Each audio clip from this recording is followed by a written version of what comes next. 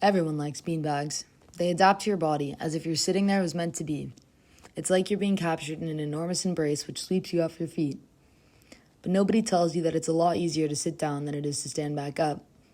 Your extremities are free, but its impressionable form evades your attempts to gain traction.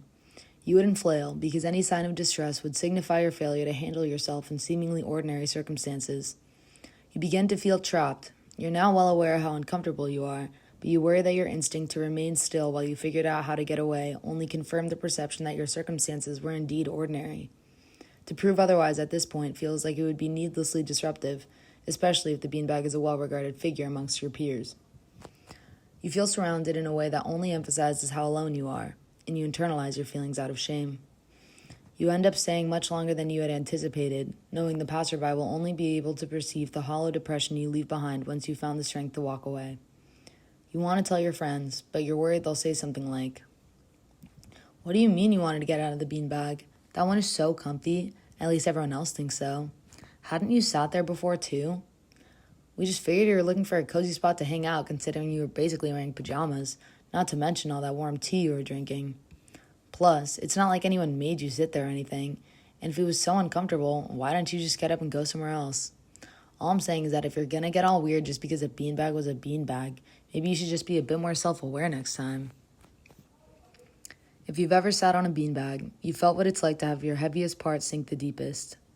What it's like to appreciate the compression for as long as you can convince your body that it feels comfortable.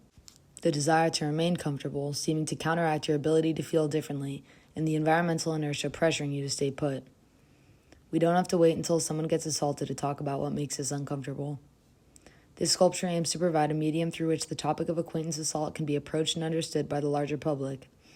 The boogeyman hiding behind the dark street corners is a scapegoat that allows institutions to pretend that, by contrast, being raped by a friend or even partner is an unusually nuanced and impossibly complicated scenario. In reality, such nuances are learned behaviors which become customary routines for those with power, which result in complications only for those without. Such is the rape culture we are steeped in. These understandings are not necessarily intuitive, especially if you're not surrounded with people interested in having difficult conversations. The result is a society who predominantly feels ill-equipped to discuss the topic of sexual assault for fear of saying something triggering or reluctance to get canceled.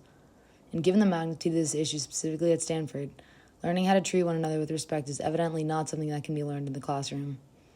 Most pay attention after a traumatizing experience, but we must develop a practice that allows individuals to understand and empathize to the sensations behind assault and abuse without needing to experience it first or secondhand.